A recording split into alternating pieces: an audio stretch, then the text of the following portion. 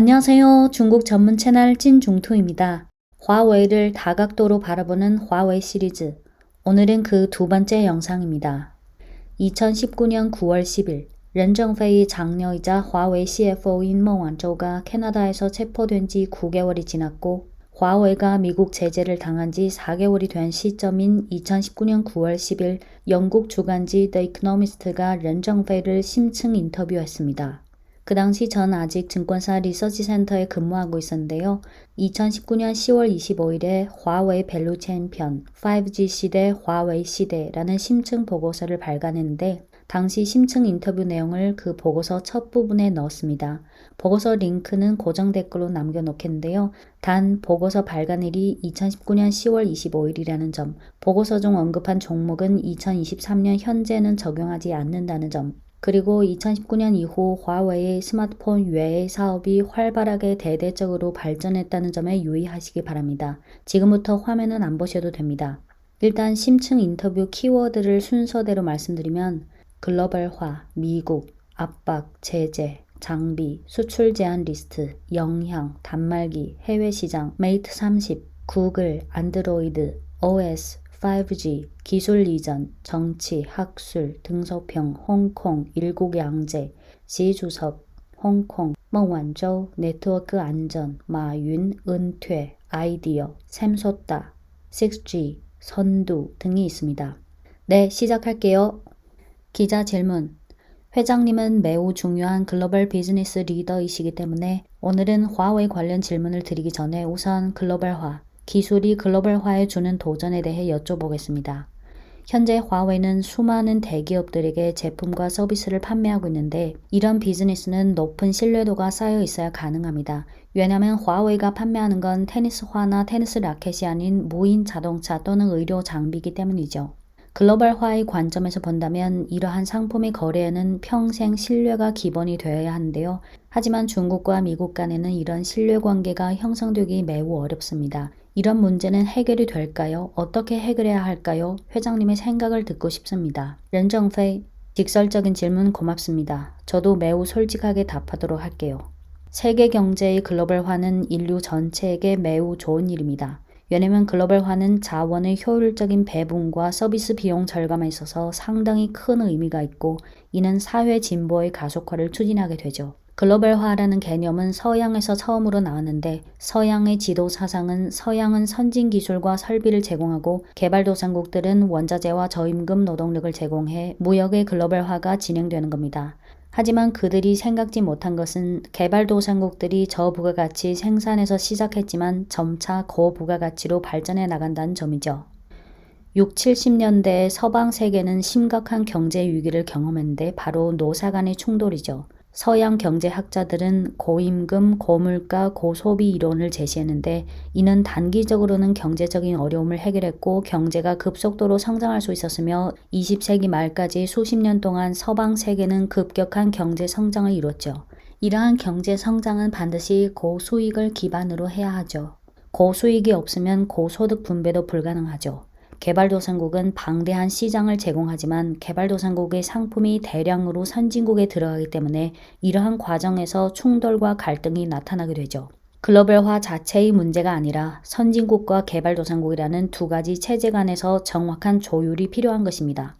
유럽과 중국의 관계로만 예를 들어서 이런 문제를 어떻게 해결해야 하는지 설명해보죠. 중국은 WTO와의 약속을 이행해야 하고 서비스업과 제조업을 대규모로 개방해야 합니다. 최근 2년 동안 약속보다는 다소 느리기는 하지만 개방 속도가 빨라졌습니다. 영국과 유럽은 서비스업에 있어서 몇백 년을 겪으면서 충분한 경험을 쌓았죠.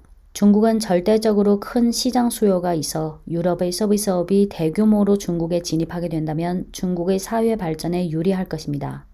중국이 제품을 만들어 유럽에 팔아 번 돈을 유럽이 제품과 서비스를 다시 중국에 팔아서 벌어가게 된다면 이는 서로 간의 재무 균형에 도움이 되죠. 예를 들어 중국은 자동차세를 앞으로 5년 동안 아주 낮은 수준까지 낮출 것인데 영국과 유럽 자동차는 전 세계에서 품질이 가장 좋고 일본 차는 가성비가 가장 좋으면서 품질도 좋죠. 때문에 글로벌화에서 나타나는 문제들은 서로 협상하면서 하나씩 해결해 나가야 하죠. 글로벌화 자체가 잘못된 것이 아니라 기존의 시스템이 새로운 환경에서 문제가 생긴 것인데 같이 앉아서 협상을 제대로 하지 않은 것이죠. 러시아를 또 다른 예로 들어볼게요. 만약 당시에 유럽연합이 러시아의 가입을 받아들였다면 러시아의 에너지와 서양의 기계 장비 교역만 해도 적어도 1조 유로의 교역액을 창출했을 겁니다. 만약 이 자금이 유럽에 들어가게 된다면 유럽 내부 빈부격차의 해소에도 도움이 돼 있겠죠. 저는 영국의 전 재무장관인 오스본, 전 총리인 카메론과 소통을 한 적이 있어요. 당시 오스본은 영국의 세금을 21%까지 낮췄지만 영국의 재정에는 영향이 없었다고 말했습니다. 왜인지 아시나요? 구제금을 받고 싶은 사람은 자격 요건이 있었는데 반드시 구직 활동을 하거나 독거노인 간호 또는 공공위생 관리 등과 같은 공공서비스업에 종사해야 했죠. 세수가 감소한 만큼 사회복지 비용도 그만큼 감소했기 때문에 영국의 재정은 아주 안정적이었죠. 이어서 테리사 메이 정부는 세율을 17%까지 인하하기로 했어요. 영국의 이러한 일련의 정책은 영국이 다시 투자의 중심지가 될 수 있게 한 DNA죠. 그렇기 때문에 자신을 지속적으로 조율해 가면서 글로벌화에 적응해 나가야지 하나의 정해진 기준으로 글로벌화에 적응해서는 안 된다는 거죠. 이상은 저의 미숙한 견해입니다. 기자 질문. 화웨이와 관련해서 많은 질문이 있습니다. 방금 회장님께서는 유럽과 일본 등 국가의 경제의 글로벌화를 어떻게 바라보는지에 대해 말씀하셨는데 하지만 유독 미국은 언급하지 않으셨습니다. 최근 양국 관계를 감안했을 때 글로벌화의 미래 향방에 대한 걱정은 있으신가요? 렌정페이. 네, 있습니다. 미국은 세계에서 가장 강한 국가고 세계 경찰로서 세계 질서를 수호했어요. 이에 대해 세계는 달러를 국제 유통과 보는 통화로 사용했고 미국은 달러 발행을 통해 전 세계로부터 화폐 주조세를 거둬들였죠. 만약 미국이 세계 질서의 안정을 수호하는 책임을 계속했다면 미국은 손해 볼 일이 없었을 겁니다. 하지만 지금 미국 스스로가 이런 시스템을 파괴해 버렸어요. 사람들은 더 이상 미국이 세계 질서를 수호한다고 믿지 않게 됐고 달러가 가장 믿을 만한 보는 통화라고도 생각하지 않을 겁니다. 미국과 달러에 대한 신뢰가 전 세계적으로 동요하게 된다면 미국 국채와 증시는 위기가 발생하게 될 것이고 이는 미국 내부에 거대한 경제적, 정치적 불안감을 초래할 것입니다. 기자 질문. 미국 외교관들은 자국의 동맹국들로 하여금 화웨이 장비를 사용하지 않도록 설득하는 데 많은 노력을 했는데요. 회장님께서 보시기에 이와 같은 일련의 행동들이 현재 성공했나요? 미국의 이러한 노력은 영국, 호주와 같은 핵심 동맹국을 주요 대상으로 하고 있지만 베트남 등 기타 국가들도 미국으로부터 화웨이 장비를 사용하지 말라는 심한 압박을 받은 것 같습니다. 화웨이에 대한 미국의 일련의 제재는 지금 어느 정도 성공했다고 보시나요? 렌정페이. 우선 화웨이 장비를 사든지 사지 않든지 매우 정상적인 상업적 선택입니다. 과거에도 많은 고객들이 화웨이 장비를 사지 않았는데 대부분 상업적인 이유에서였어요. 5G에 대해서 미국이 아마도 잘못된 관점으로 5G를 하나의 정치적 요인 그리고 위험물로 분류한 것 같아요. 5G에 대해 고려할 때는 정치적 관점이 아닌 자국의 발전에 도움이 되는 방면으로 생각해야 해요. 예를 하나 들어보겠습니다. 1000년 전 중국이 당나라와 송나라 문명에 있을 시기에 중국은 세계에서 강국이었죠. 청명 상하도에 나와 있는 성세의 이미지는 허구가 아닌 실제 모습을 묘사한 것이죠. 몇백 년 전 영국의 철학과 사회제도가 산업혁명을 주도했고 영국인들은 기차, 선박을 발명했죠. 당시 중국은 아직도 마차를 교통수단으로 사용하고 있었는데 마차의 속도는 기차보다 느리고 선박보다 화물 운송량이 적기 때문에 중국은 낙후되었죠. 영국이 세계 공업강국이 된 후 전 세계에 자신들의 공업품을 판매했고 세계 각국의 사회 발전에 큰 기여를 했죠. 현재까지 세계 3분의 2의 사람들이 영어를 할 줄 알죠. 이것이 바로 속도가 사회 발전을 결정한 케이스죠. 5G는 빠른 속도, 광대역, 낮은 지연 시간의 정보 연결 기술입니다. 이는 정보화 시대의 속도를 대표하며 속도를 장악하는 사람이 더 빠르게 성장할 수 있을 겁니다. 정보화 사회에서 속도를 포기한다는 것은 우수한 정보 연결 기술에 대한 선택을 포기한다는 것을 의미하고 경제 성장의 둔화를 초래할 가능성이 있죠. 영국 사람들이 똑똑하다고 생각하는 게 영국의 대학들은 세계 명문에 속하죠. 만약 영국이 다시 산업혁명을 이루고 싶다면 반드시 정보 사회에서 빠른 속도를 차지해야 해요. 광섬유 네트워크는 광섬유를 기반으로 한 5G 기술이죠. 광 네트워크는 슈퍼컴퓨터, 초대량의 데이터베이스와 인공지능을 연결할 수 있죠. 만약 인공지능이 현재의 생산 효율을 10배 높일 수 있다면 영국은 몇 억 인구의 공업 대국이 되는 겁니다. 제가 말한 10배의 효율 제고는 단지 예를 든 것이고 극적인 상황에서는 100배, 1000배의 효율 제고가 가능해요. 인공지능의 시초는 영국인인 앨런 튜링이에요. 복제양 돌리도 영국인이 성공한 거죠. 만약에 유전자 기술과 전자 기술이 융합되어 하나의 기술이 된다면 세계는 어떻게 변할까요? 저는 상상할 수도 없습니다.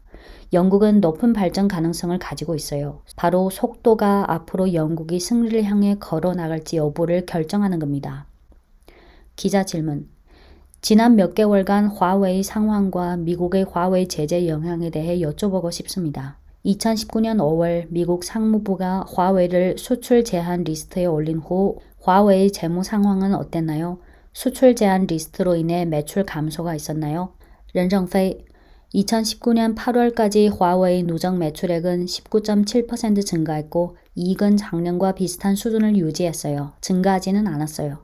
매출 증가율은 둔화됐죠. 2019년 연초에는 30% 증가했는데 연 중반에는 23% 그리고 8월에는 19.7%를 기록했어요. 이익이 증가하지는 않았지만 우리는 주로 전략적인 투자를 대폭 확대했습니다. 몇천 명의 임직원을 고용했고 그들은 모두 우수한 인재입니다. 예를 들어 천재 소년, 신입 박사 졸업생 등 모두 화웨이가 수출 제한 리스트로 생긴 구멍을 보완하기 위해 고용된 사람들이죠. 현재 화웨이는 5G에서 핵심 네트워크까지 네트워크상의 구멍은 모두 보완했습니다. 2019년 9월 18일에 AI 칩세트인 어센드 1024 노드를 공개할 예정입니다. 이것은 현재 세계에서 속도가 가장 빠른 인공지능 플랫폼이죠. 현재 수출 제한 리스트로 인한 타격은 화웨이의 단말기 즉 스마트폰에만 영향이 있어요. 단말기 쪽에 생긴 구멍을 보완하기 위해서는 일정 기간이 필요해요. 기자 질문. 현재 해외 소비자 업무는 위축 또는 둔화되고 있나요? 렌정페이. 네, 해외 시장에서 단말기가 둔화되는데 둔화 속도가 느려지고 있고 둔화폭은 약 10% 정도입니다. 기자 질문. 이제 얼마 지나지 않아 이번 달 화웨이에서 메이트 30 시리즈의 신형 스마트폰을 출시하는데요. 메이트 30 시리즈에 안드로이드와 구글 응용 프로그램이 탑재되어 있나요? 현재 어떤 상황인가요? 렌정페이. 구글 모바일 서비스 GMS를 탑재하지 않았습니다. 기자 질문. 그렇다면 한 가지 더 질문하겠습니다. 만약 이번에 출시되는 화웨이 신형 스마트폰에 구글 응용 프로그램이 풀로 설치되지 못한다면 미래의 화웨이 스마트폰의 해외 판매량이 이전과 비교해 큰 폭으로 감소할 것으로 볼 수 있죠. 2019년 하반기 4분기를 포함해 화웨이가 재무상에 큰 타격을 받을 수 있음을 의미하는 건가요? 렌정페이. 먼저 화웨이는 계속해서 안드로이드 시스템을 사용할 계획입니다. 화웨이와 구글은 비교적 우호적인 관계를 유지하고 있다고 할 수 있죠. 만약 미국 정부가 안드로이드 사용을 제재한다면 저희는 대체할 방법은 있어요. 하지만 대체하기까지 2년에서 3년이라는 시간이 필요하죠. 따라서 이 기간 동안 화웨이 단말기의 해외 판매량은 일정 수준 감소할 것이고 이는 정상적인 현상이라 생각합니다. OS 외에 저희 스마트폰은 특수한 고성능 기술이 많이 탑재되어 있어요. 그렇기 때문에 화웨이 휴대폰을 좋아하고 받아들여줄 고객이 있다고 생각하죠. 2019년 9월 19일 뮌헨에서 메이트 30 스마트폰을 발표할 것입니다. 발표 때 보시게 되면 신제품 안에 어떤 것이 탑재되었는지 아실 수 있을 거예요. 기자 질문. 화웨이가 자사의 OS를 준비하는 동안 적자가 발생할 가능성이 있다고 보시나요? 렌정페이. 아니요. 성장은 둔화되나 적자는 나지 않을 겁니다. 기자 질문. 만약 제가 구글의 책임자 입장이라면 향후 혹시라도 화웨이가 결국 OS를 전 세계 범위에서 출시하게 된다면 구글은 어느 정도까지 우려해야 할까요? 렌정페이. 구글은 아직도 계속해서 미국 정부에게 화웨이 구글 OS 사용을 허용해달라 설득하고 있어요. 저희와 구글은 이 문제에 있어서 같은 마음이죠. 저희의 OS는 처음에 스마트폰을 겨냥해 개발한 게 아닙니다. 또한 구글의 OS는 오픈 소스이기 때문에 저희는 계속해서 사용할 겁니다. 지금 미국이 사용 못하도록 하는 건 구글 GMS인데 이게 수천만 기업과 연관이 있어서 화웨이도 하루 이틀 사이에 대체하지는 못할 겁니다. 만약 미국 정부가 구글 GMS 사용을 허용한다면 사실 미국 기업이 글로벌 시장을 독점하는 셈이죠. 하지만 만약 미국 정부가 사용을 허용하지 않는다면 미국 기업의 글로벌 경쟁력은 약화될 겁니다. 기자 질문. 회장님의 업무 중 하나가 신뢰를 재구축하는 것인데요. 화웨이는 신뢰를 재구축하는 데 있어서 급진적인 선택 또는 방안을 제시할 생각은 없나요? 예를 들어 중국 시장 외의 일부 5G 업무를 다른 기업에게 판매하는 거죠. 이러한 급진적인 방법으로 회사의 구조를 조정해 신뢰를 재구축하실 생각은 없으신가요? 렌정페이, 외부 투자자를 끌어들이는 방안을 취할 가능성은 매우 낮습니다. 투자자들의 사고방식은 이익 창출을 중심으로 하죠. 하지만 저희 화웨이는 투자 이익보다는 이상이 우선입니다. 한편 기술은 서방 국가에 라이선싱해도 되냐? 됩니다. 일부가 아니라 전체를 라이선싱해도 되죠. 화웨이 이상, 화웨이 꿈은 인류 전체에게 서비스를 제공하고 과학의 정상에 오르도록 노력하는 겁니다. 더 많은 사람들이 함께 이 꿈을 이뤄나가는 것은 저희 가치관과 일치하죠. 해외 기업들이 화웨이와 동일한 장비를 만드는 것을 허용할 수 있냐고요? 네, 됩니다. 기자 질문. 회장님께 다시 한번 확인해 보고 싶은데요. 말씀하신 건 일부 지역의 5G 업무를 양도하신다는 건가요? 아니면 기술 라이선싱을 말하시는 건가요? 렌정페이. 기술과 공정 모두 가능하고 해외 기업이 그것을 기반으로 다시 연구 개발하는 것도 가능합니다. 기자 질문. 그렇다면 화웨이의 임직원과 관련 시설 부지 등을 모두 양도한다는 의미인가요? 아니면 단지 지식재산권만 양도하시는 건가요? 렌정페이.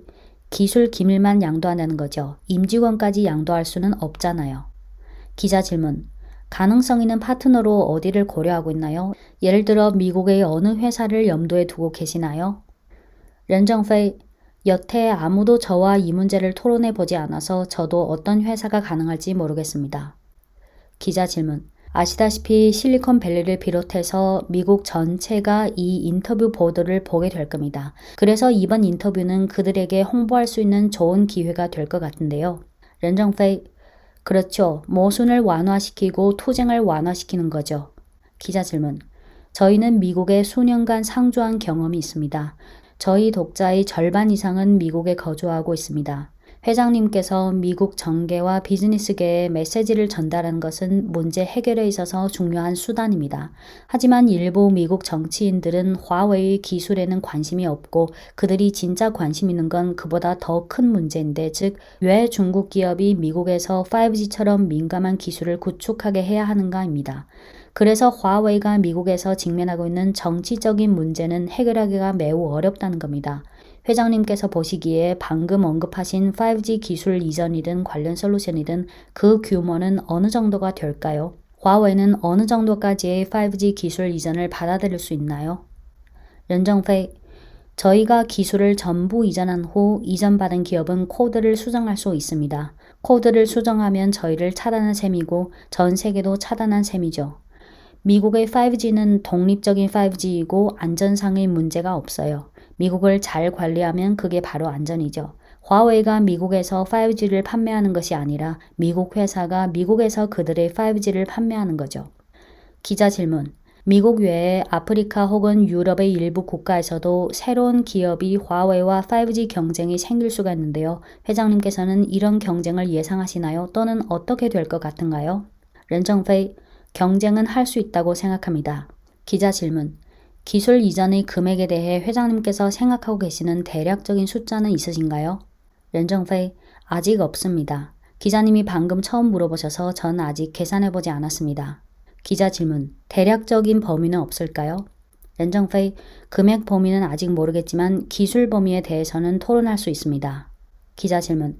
정치적 측면에서 보면 화웨이의 5G 기술 이전을 미국 기업이 받는 것이 좋을까요? 아니면 유로존 또는 일본 기업이 더 좋을까요? 아니면 회장님께서 생각하시기에 지금 화웨이가 직면하고 있는 문제가 주로 미국이니까 미국 기업에게 5G 기술을 이전하는 것이 더 나을까요? 렌정페이. 그건 상대 기업이 얼마나 큰 시장을 공략할 수 있는 건지 봐야 해요. 만약 당신이 기술을 샀는데 아주 작은 시장만 차지한다면 그만한 가치가 없는 거죠. 반드시 아주 큰 시장을 차지해야 하는 거죠. 그 기업은 우선 그만큼 큰 시장을 공략할 수 있는지를 스스로 평가해 봐야 해요. 기자 질문. 회장님께서 보시기에 그런 급진적인 방법은 언제쯤 실현될까요? 몇 년인가요? 아니면 곧 가능해질까요? 렌정페이 곧 실현될 겁니다. 기자 질문. 2020년 대선 전에는 가능할까요? 렌정페이, 이건 미국의 대선과 상관이 없습니다. 오늘 대화에서도 대선을 한 번도 언급한 적이 없었어요. 기자 질문. 이번엔 회장님께 정치, 문화와 관련된 질문을 드리고 싶은데요. 예전에 제가 미국에서 일할 때 많은 주요 정치인들은 당시 중국의 굴기가 매우 빠르다고 했죠. 하지만 미국에게는 아직 한 가지 법보가 있는데 그것은 바로 미국의 민주주의와 언론의 자유인데 대학생들이 자유롭게 공부하고 사고할 수 있는 것도 포함되죠. 중국은 전제 국가라서 진정한 혁신이 이루어지기 어렵지만 오늘날에 와서 보면 화웨이와 같은 기업이 혁신을 하고 있어요. 중국의 정치 체제는 일당제이며 민중들이 인터넷에서 뭐든지 다 볼 수 있는 것도 아니고 어떤 책이든 다 읽을 수 있는 것도 아닙니다. 이런 것들이 중국의 혁신과 창조력을 제한한다고 생각하시나요? 회장님께서 보시기에 혁신에 있어서 민주정치 체제가 다른 정치 체제보다 우위에 있다고 생각하시나요? 렌정페이, 혁신의 기초는 학술의 자유입니다. 자유로운 학술 사상과 자유로운 연구 방향이 있는 것이 매우 중요하지요. 미국은 의심할 필요 없이 세계에서 가장 혁신하기 좋은 조건을 가지고 있습니다. 인터넷이 나오고서 사람들은 각종 정보를 편리하고 자유롭게 얻을 수 있었죠. 특히 이공계열의 논문은 어떤 이념이 들어있는 것이 아니라 전 세계에서 자유롭게 발표하고 공유할 수 있죠. 예를 들어 5G 기술의 유래는 터키의 수학과 교수 아리칸이 2007년에 발표한 논문이었죠. 10년 전 아리칸이 이 논문을 발표한 지 2달 뒤 저희가 그 논문을 발견했고 화웨이는 방대한 연구 인력을 투입한 결과 오늘날의 5G 표준이 된 거죠. 과학기술 분야에 있어서 중국은 갖가지 꽃들이 만개하듯 다양하게 발전하고 있어요. 화웨이에도 외국인 과학자들이 아주 많죠. 화웨이는 이 시대의 영양분을 섭취해 빠르게 성장할 수 있도록 노력하고 있어요. 기자 질문. 사람들이 온라인으로 과학기술 관련 논문을 볼 수 있는 건 사실입니다. 하지만 온라인 상에 있는 정치, 역사 관련 내용은 중국 정부가 이에 대해 봉쇄시켜서 대부분의 중국인들이 볼 수 없는데요. 광동성 동구안에 위치한 화웨이의 아름다운 산업단지에 유럽풍의 건축이 많은 걸 봤는데요. 그렇다면 화웨이는 디자인, 연구 인력들이 VPN을 통해 외국 뉴스를 접하고 해외 정치 사건이나 기타 중요한 문제를 접할 수 있도록 하고 있나요? 렌정페이, 만약 화웨이의 엔지니어들이 모두 정치가가 되려고 한다면 이 회사는 아마도 망하게 되겠죠. 엔지니어들은 정치에 관심 가질 필요가 없습니다. 그렇게 정치에 관심 가질 필요가 뭐가 있나요? 제품을 잘 만들면 됩니다. 만약 저희 엔지니어가 시위하러 나간다면 급여는 누가 주나요? 기자 질문. 1978년 3월 등소평이 아주 유명한 연설을 하셨는데요. 중국의 과학기술을 언급하실 때 지금은 과학자들로 하여금 과학 연구에 집중하도록 해야지 너무 많은 정치 논문을 읽거나 또는 정치 연구를 하게 하지 말아라 라고 하셨습니다. 제가 중국에서 대학 교수들과 교류를 할 때 그분들은 시진핑 사상을 연구하고 정치를 이해하는 데 시간을 많이 할애해 본인들만의 사고할 시간이 매우 제한적이라서 스트레스를 많이 느낀다고 하시더군요. 민영 기업인 화웨이는 정치를 공부하고 이해하는데 압박감을 느끼지 않았나요? 아니면 등소평이 1978년에 말씀하신 것처럼 화웨이는 과학자들을 어느 정도 보호해 정치에 관여하지 말고 과학 연구에만 전념하게 하나요? 렌정페이, 1978년 등소평께서 그 얘기를 하실 때 저도 현장에 있었습니다. 전국 과학 대회였죠. 당시 현장에는 6,000명의 전국 과학자 대표들이 있었고 저는 그중 한 명이었죠. 그분의 연설을 듣고 저는 눈물을 흘렸습니다. 덩샤오핑께서는 5일 근무하고 하루 정치 학습을 하자고 하셨죠. 당시 중국은 6일 근무제였는데 일과에서 정치 학습이 차지하는 시간이 너무 많았던 때라 일주일 중 5일을 업무에 쓰자는 말에 저는 매우 기뻤습니다. 저는 정치인은 정치를 잘 알아야 하고 엔지니어는 주로 기술을 잘 알아야 한다고 생각해요. 기술을 모르는 엔지니어는 식량만 낭비하는 거나 마찬가지라고 쭉 생각해 왔어요. 기자 질문. 회장님은 당원이신데 지금 당원의 휴대폰에는 시진핑 사상을 공부할 수 있는 앱이 있는 걸로 알고 있습니다. 혹시 일부 당원들이 덩 샤오핑의 1978년 연설을 잊었다고 판단했기 때문에 엔지니어나 회장님 같은 바쁘신 분들로 하여금 하루에 한두 시간씩 정치 학습을 하라고 한 건가요? 렌정페이, 시진핑 주석의 연설에는 여러 방면이 포함되어 있죠. 농업, 위생, 농촌 건설 이런 분야는 저희와 연관성이 높지 않죠. 저희는 과학기술 기업이기 때문에 시 주석의 연설 내용 중 과학기술 발전에 대해 언급하신 내용 위주로 공부해요. 물론 일부 당 정치 관계자나 당과 국가의 리더가 되려는 분들은 여러 방면의 내용을 많이 공부해야 하죠. 시 주석은 보아오 포럼에서 중국은 외국 자본을 향해 더 크게 개방할 것이라 하셨고 상해 수출입 박람회에서는 자동차 관세를 인하해야 한다고 하셨어요. 모두 시 주석의 지시였죠. 저희는 중국이 계속해서 발전하고 있는 것에 대해 기뻐했습니다. 심천은 중소기업에 대한 세금을 확실히 삭감했고 택시 운전기사와 같은 저소득층에게는 세금을 걷지 않기로 했는데 이는 홍콩의 교훈을 받아들인 거죠. 중국 공영방송은 홍콩에서 얻은 교훈에 대한 내용을 방영했죠. 즉 가난한 사람들의 생활에 관심을 가져야 하며 가난한 사람들은 살 집이 있어야 한다는 거죠. 만약 가난한 사람이 일정 수준의 생활 수준을 보장받게 된다면 문제를 일으키지 않을 것이며 가령 소수 사람들이 일으키더라도 거기에 동조할 사람은 없을 겁니다. 이것은 시 주석의 사상이며 제가 TV에서 본 내용이죠. 기자 질문. 방금 홍콩을 언급하셨는데요. 최근 홍콩 민영기업인 국태항공의 임원들이 강제로 교체되고 임직원들이 해고를 강요당한 일이 있었습니다. 단순 정치적 이유였죠. 왜냐하면 임직원들이 홍콩 시위에 참여했기 때문입니다. 이것은 중국 중앙정부가 민영기업들로 하여금 억지로 정치적 결정을 하게 한 것이나 마찬가지인데 이는 중국 민영기업의 상황을 더 어렵게 만든 것인가요? 회장님께서는 대외적으로 민영기업들이 중국 정치의 영향을 받지 않는다 설명하려고 하시지만 중국 정부는 국태항공에 손을 댔습니다. 이게 민영기업의 상황을 더 어렵게 하지 않을까요? 렌정페이, 홍콩의 상황은 사실상 극단적인 자본주의에 의해 초래된 겁니다. 큰 자본가들은 많은 돈을 벌었죠. 조그만 신문 가판대, 지하 주차장, 카페조차도 모두 그들이 장악하면서 너무 많은 이익을 가져갔죠. 평범한 서민들은 돈이 얼마 없고 많은 사람들의 생활 수준은 매우 낮죠. 제가 국가민항 총국의 국태항공 사건에 관한 통보문을 봤습니다. 국태항공의 일부 조종사와 승무원은 폭력적인 행위가 있었기 때문에 민항국은 조종사가 비행 과정에서 극단적인 생각을 해 안전상의 문제가 생길 것을 우려해서 국태항공에서 중국 본토행 비행에 대해 관리해달라고 요구한 거죠. 비행 안전을 고려해 이러한 관리 조치를 취한 것은 합리적입니다. 국태항공의 타 지역으로의 비행에 대해 제한하지는 않았습니다. 저는 개인적으로 중앙정부가 홍콩 문제를 처리하는 데 있어서 매우 현명하다고 생각합니다. 일국양제, 중국 쪽의 관리와 홍콩 쪽의 관리는 다른 거죠. 홍콩의 시위 행진이나 구호를 외치는 행위는 응당 허용해야 합니다. 하지만 파손 행위가 발생하게 된다면 그건 적절하지 않은 거죠. 오늘까지 중앙정부는 사실상 어떠한 행동도 취하지 않았죠. 하지만 홍콩의 이런 상황이 계속된다면 상업이 영향을 받을 것이고 금융이 영향을 받을 것이고 관광도 영향을 받을 겁니다. 그 영향이 계속된다면 가난한 사람들의 생활은 더 해결하기가 어렵게 되는 거고요. 지금 홍콩은 빈부격차가 너무 큰 것에 대해 잘 생각해 봐야 하고 극심한 빈곤이 생기면 안 됩니다.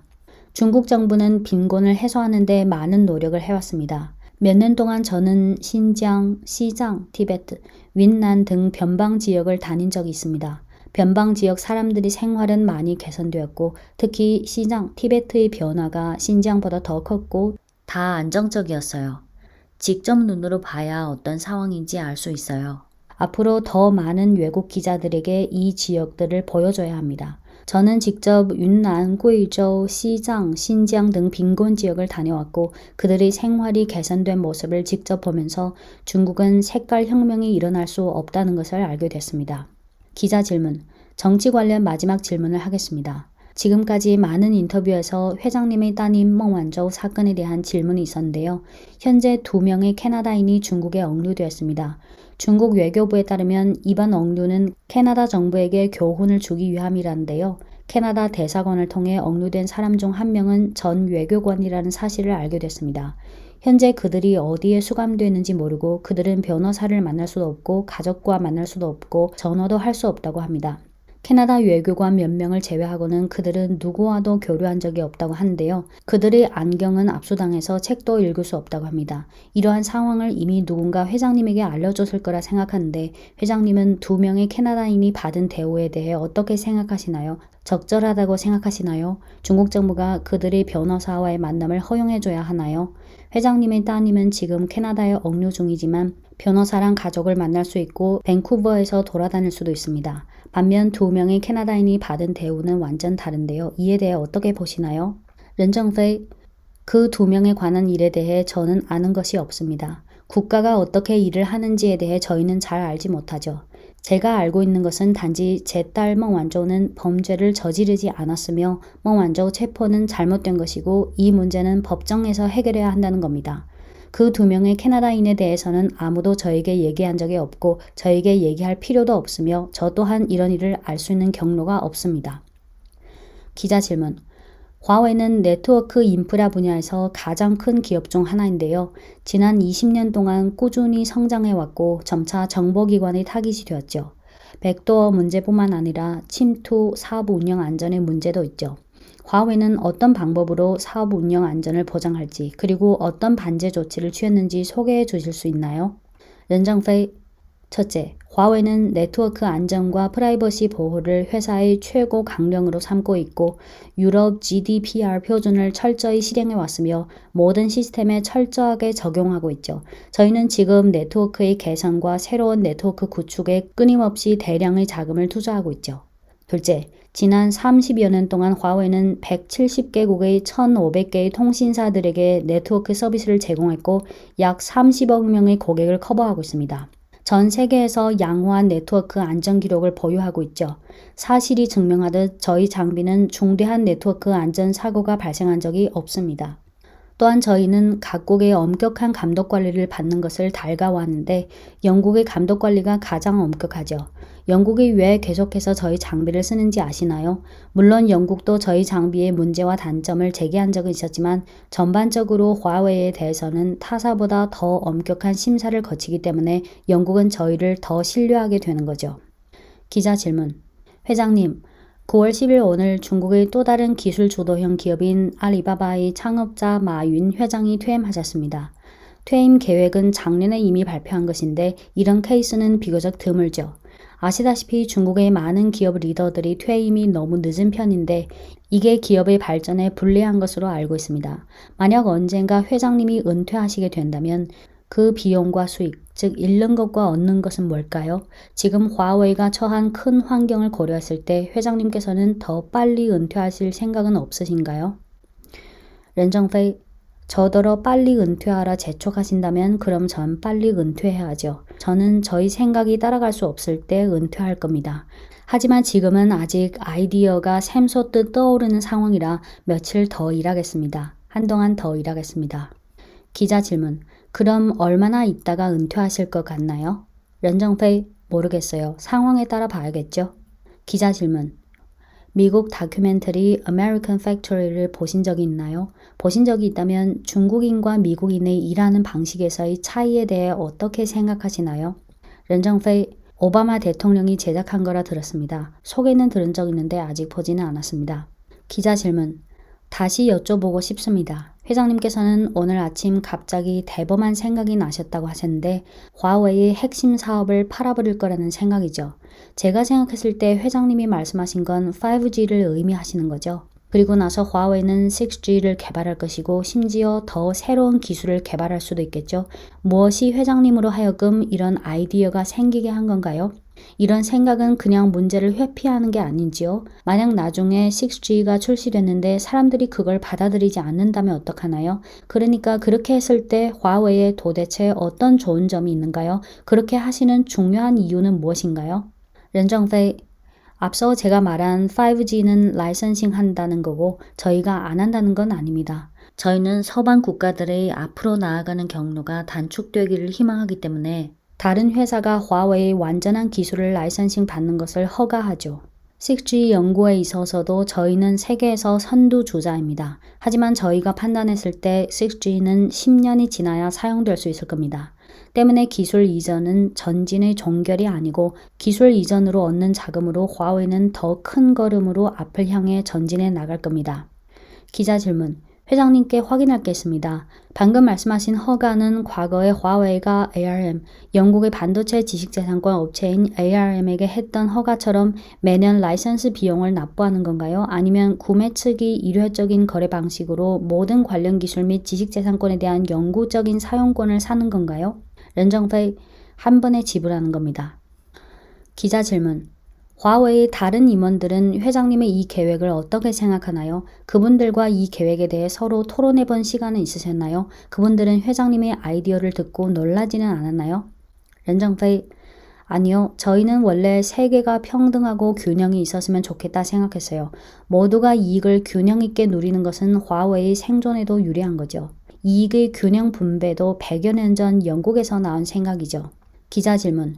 회장님께서는 총알구멍이 가득한 소련의 일루신2 전투기를 비유로 사용하는 걸 매우 좋아하시는 것 같은데요.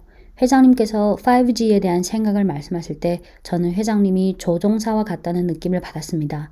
왜냐하면 조종사는 비행기가 추락할 것이 두려워 비행기에 있는 무거운 물건 중 일부를 버림으로써 비행을 계속할 수 있도록 하는 거죠. 저희 이런 묘사가 회장님 마음속 생각을 반영했나요? 렌정페이 아니요. 저희가 5G 라이선스를 이전하면 돈을 얻게 되는데 이 돈은 마치 장작과도 같아요.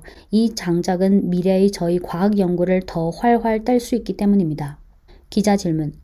미국의 비즈니스계와 정계가 화웨이와의 5G 지식재산권 경쟁에 있어서 준비가 돼 있다고 생각하시나요? 렌정페이 아니요. 기자 질문.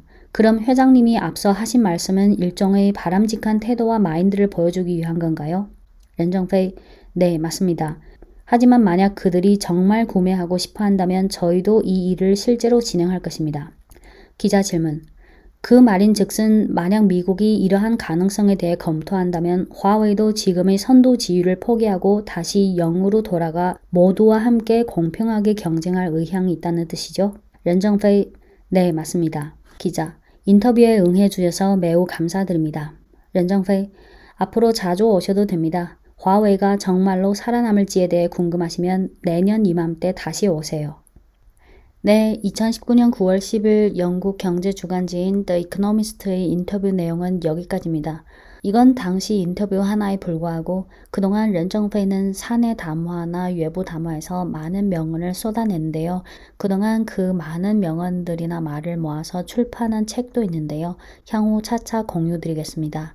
끝으로 화웨이라는 기업의 성격을 생각할 때 단순히 통신 장비, 통신 인프라, 스마트폰 제조사라고 인식할 것이 아니라 저는 화웨이를 일단 미래지향적 과학기술 생태계 기업이라고 일단 정의하겠고요. 향후 명칭을 좀 수정할 수도 있습니다. 화웨이의 슬로건은 构建万物互联的智能世界 만물을 연결하는 스마트 세계 구축, 영문 버전은 Building the Fully Connected Intelligent World.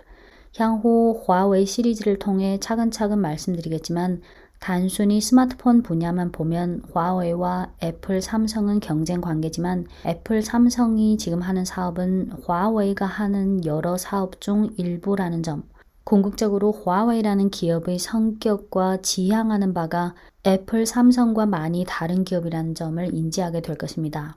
향후 화웨이 시리즈를 통해 창업자 렌정페이의 사업 마인드와 인생 철학, 핵심 간부들의 사업 마인드, 화웨이 2022년 연간 보고서 그리고 2023년 상반기 실적, 각 사업의 전개 상황, 통신 인프라, 소비 제품, 클라우드 컴퓨팅, 디지털 에너지, 전기차 솔루션 등 각 사업의 전개 상황, 그리고 국산 7나노 칩 탑재 5G 폰 출시의 상업적, 산업적, 전략적 의미, 화웨이의 전체적인 생태계 구축, 과학자와 엔지니어 양성 등등 저희 시각을 통해 화웨이를 가급적 다각도로 보도록 하겠습니다.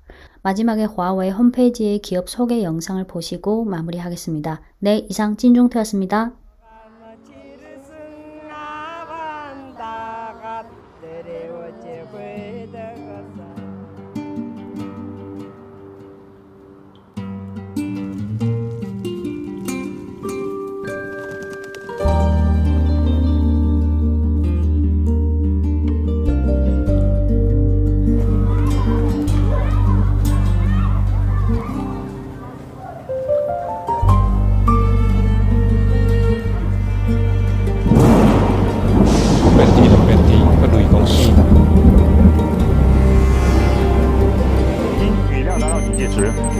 四山洞拐至象声线，广州自上。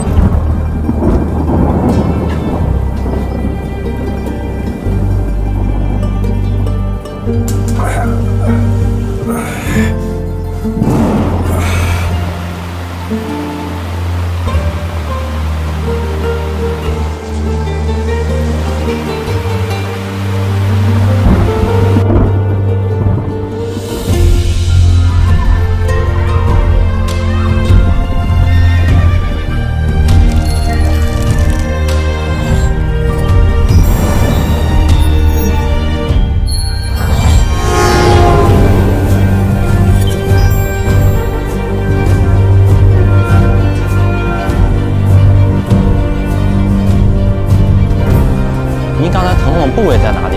你用手指给我看一下。这个位置。你把手放到仪器上，我们会把对应的数据监测传给Dr. Nico。Electrocardiograma que tiene una arritmia leve. "